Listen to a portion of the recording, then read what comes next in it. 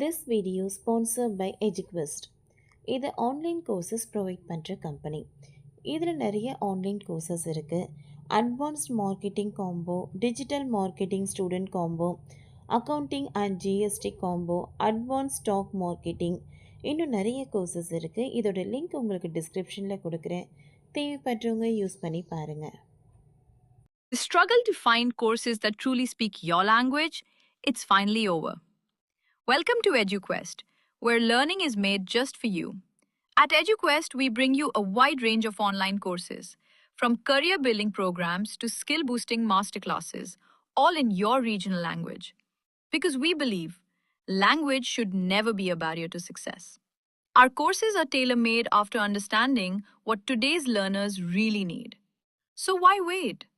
Start learning the smarter, simpler way only with EduQuest. Visit eduquest.courses and explore your next course today. And hey, don't miss out on our exciting offers and promotions. இனி மெரினா செம சுத்தமாக இருக்க போகுது. களமிறக்கப்பட்ட புதிய team. Marina கடற்கரையின் தூய்மை மற்றும் பராமரிப்பு பணிகளை மேற்கொள்வதற்கான பொறுப்பை உப்ராசர் நிறுவனத்திடம் சென்னை மாநகராட்சி ஒப்படைக்கப்பட்டுள்ளது. இப்பணி அதிகாரப்பூர்வமாக இன்று முதல் தொடங்கப்பட்டது.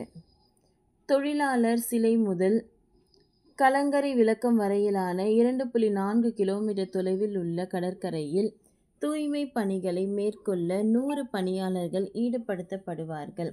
இப்பணியாளர்கள் கடற்கரை சுத்தமாக வைத்திருக்க முழு ஒத்துழைப்பு வழங்குவார்கள்.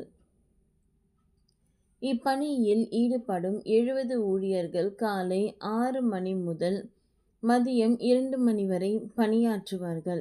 அதேபோல் மீதமுள்ள 30 பேர் மதியம் 2 மணி முதல் இரவு 10 மணி வரை பணியில் ஈடுபடுவார்கள். மணற்பரப்பை சுத்தம் செய்ய டிராக்டர்கள் தொடர்ந்து பயன்படுத்தப்படும் என்று தெரிவிக்கப்பட்டுள்ளது. மாநகராட்சி வெளியிட்டுள்ள அறிவிப்பில் மெரினா கடற்கரையை சுத்தமாகவும் குப்பைகள் இல்லாமல் பராமரிக்க பொதுமக்கள் ஒத்துழைப்பு அளிக்க வேண்டும் என கேட்டுக்கொள்ளப்பட்டுள்ளது. கடற்கரையை தூய்மையாக வைத்திருக்க பொதுமக்களின் ஆதரவு மிகவும் அவசியம்.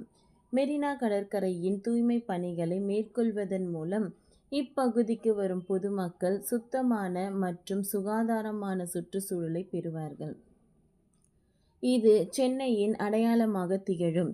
கடற்கரையின் அழகை மேம்படுத்தும் உப்ராசர் நிறுவனம் இப்பணியை மேற்கொள்வதால் கடற்கரையை தூய்மையாகவே பேணுவதற்கு நடவடிக்கை மேம்படுத்தப்படும்.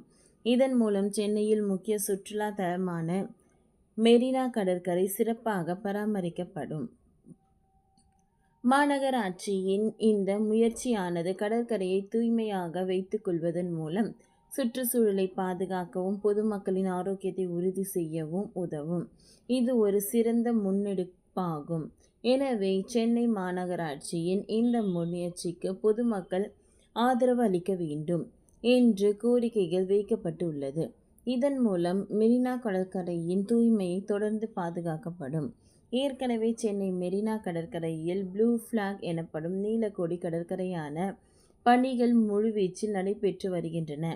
அடுத்த வாரம் இப்பகுதி பொதுமக்கள் பயன்பாட்டிற்கு திறக்கப்பட உள்ளது. சுமார் 50 ஏக்கர் பரப்பளவில் மெரினா கடற்கரையில் அமைக்கப்பட்டுள்ள இந்த நீலக்கொடி கடற்கரையை இன்னும் சில வாரங்களில் துணை முதல்வர் உதயநிதி ஸ்டாலின் திறந்து வைக்க திட்டமிட்டுள்ளார்.